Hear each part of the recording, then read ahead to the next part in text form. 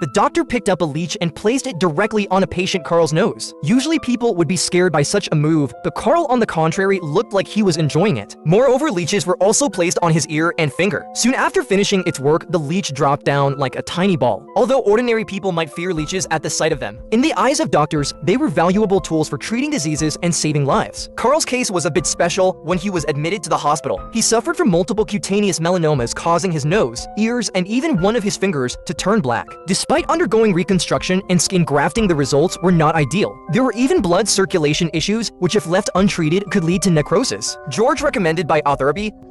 What is that? We put leeches on your face. Leeches?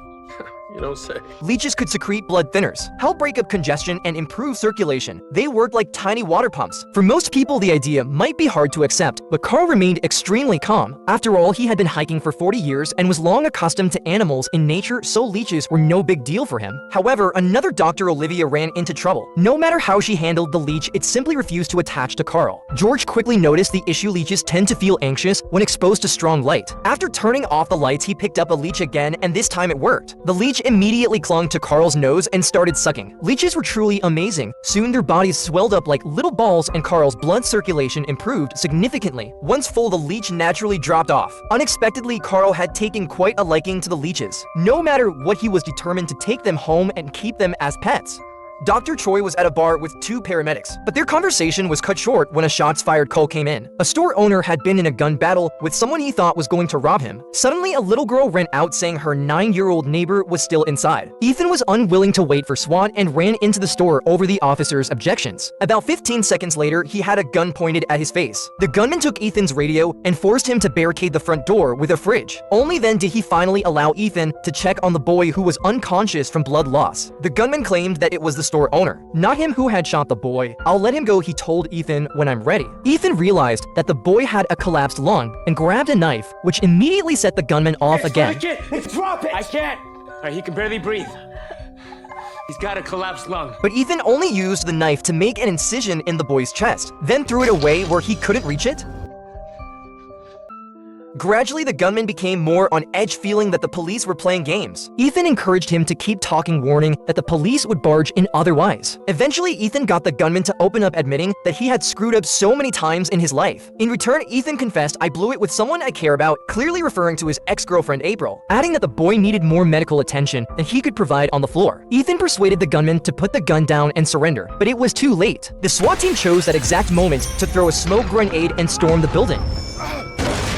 Get down! Don't shoot, he's not resisting!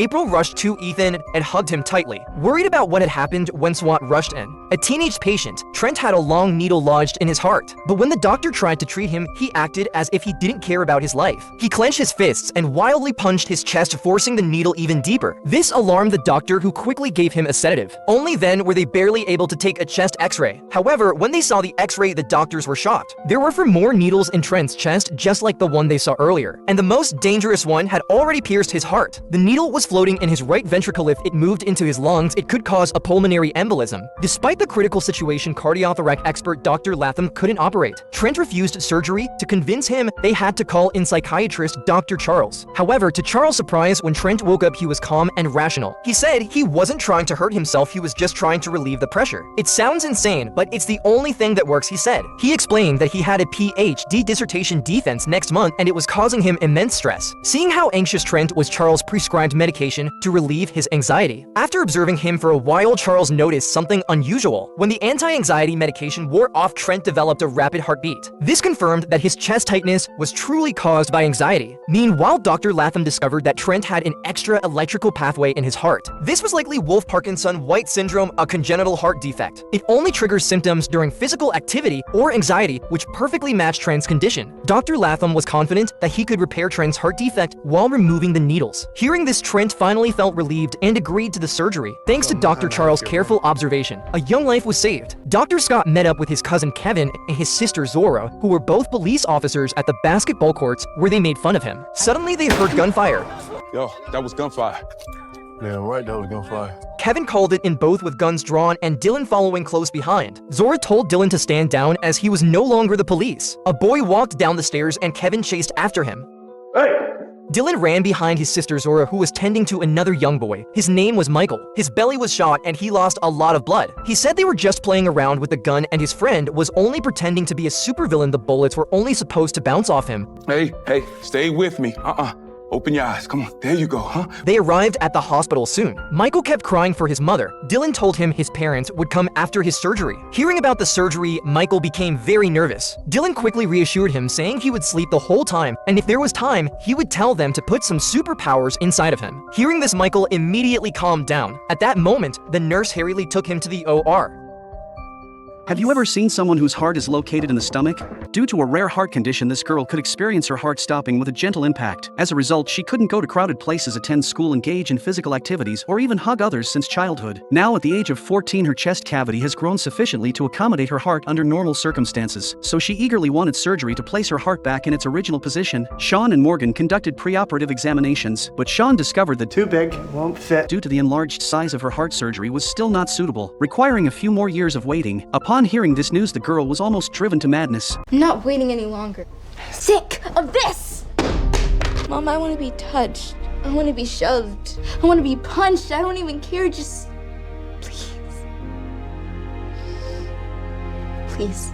Morgan suggested using an absorbable material to create an artificial sternum to expand her chest. However, surprisingly, Sean expressed concern. Surgery isn't reversible. He mentioned that this surgery is irreversible, and if it fails, the girl could lose her life. Without surgery, at least she could still live a healthy life. But the girl insisted on the operation, even if it carried significant risks. Her mother decided to respect her wishes. Fortunately, with everyone's perfect coordination, they successfully attached an artificial sternum and returned the heart to her chest. The girl received a new lease on life.